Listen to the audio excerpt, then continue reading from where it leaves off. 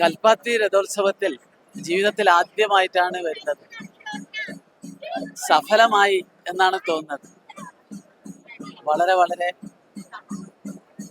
ഭക്തി നിർഭരമായി ലോകത്തിന്റെ പല ഭാഗത്തു നിന്നും ആളുകൾ രഥം വലിക്കാൻ കൂടി നിൽക്കുന്നത് ഒരു പ്രത്യേക അനുഭവമായിരുന്നു.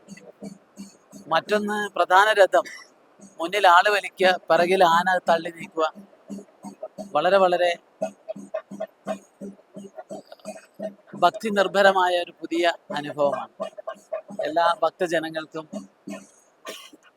പ്രാർത്ഥനയും ആശംസകളും നേരുന്നു.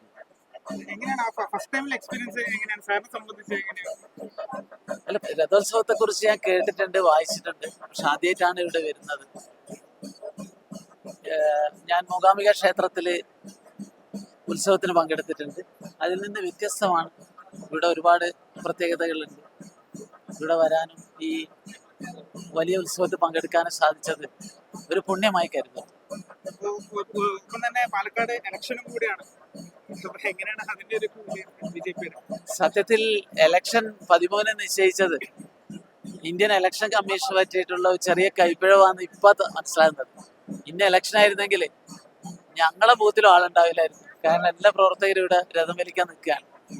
ഏതായാലും ആ ഒരു ചെറിയ പെശക് മനസ്സിലാക്കി ഇലക്ഷൻ മാറ്റിവെച്ചതിന് ഇലക്ഷൻ കമ്മീഷന് ഈ ഭക്തി നിർഭരമായ മണ്ണിൽ വെച്ച് നന്ദി പറയാണ്.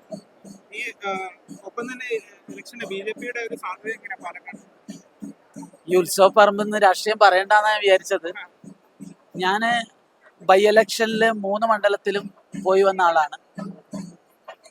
കേരളത്തിലെ സോഷ്യൽ മീഡിയയില് പ്രത്യേകിച്ച് മാധ്യമങ്ങളിലൊക്കെ നടക്കുന്ന നിരീക്ഷണം ഉറപ്പായിട്ടും പാലക്കാട് BJP ജയിക്കും എന്നാണ്. പക്ഷേ എനിക്ക് വ്യത്യസ്തമായ അഭിപ്രായമുള്ളത്. പാലക്കാട് മാത്രമല്ല, ചേലക്കരയും ജയിച്ച് 2 MLA-മാരായിട്ടാണ് ഞങ്ങൾ ഇക്കുറി നിയമസഭയിലേക്ക് പോകുന്നത്.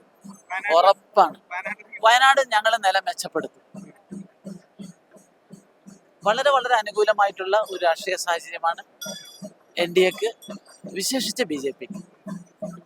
ഇവിടെ പാലക്കാട് നിങ്ങൾ മനസ്സിലാക്കേണ്ടത്, ഞാനിപ്പോ കൽപ്പാത്തിയിൽ നിന്നിട്ടാണ് നിങ്ങളോട് പറയുന്നത്. വോട്ടർമാരാകെ ഭയത്തിലാണ്. അതായത് വഖഫ് നോട്ടീസ് ഡെമോക്രസിന്റെ വാർഡ് പോലെ വിശ്വാസികളുടെ, ജനങ്ങളുടെ തലക്കുമുകളിൽ നിൽക്കുകയാണ്. ആളുകൾ വിചാരിക്കുന്നത് നമ്മളൊക്കെ വീട് നിന്ന് നമ്മളെ ഒഴിപ്പിക്കുമോ എന്നുള്ള പേടിയാണ്. അങ്ങനെ ചെറിയൊരു ഭയമുള്ള സമയത്താണ് ഇലക്ഷൻ നടക്കുന്നത്. പക്ഷെ അവരോട് പറയാനുള്ളത്, ഒരു ബേജാറിന്റെ ആവശ്യമില്ല. പാർലമെന്റിൽ നരേന്ദ്രമോദി, അമിത്ഷാ ടീം കൊണ്ടുവരുന്ന ആ വഖഫ് ഭേദഗതി നിയമത്തോടു കൂടി ഈ മനുഷ്യരുടെ ഒക്കെ വിഷമം ഞങ്ങൾ തീർക്കും, ഉറപ്പ്.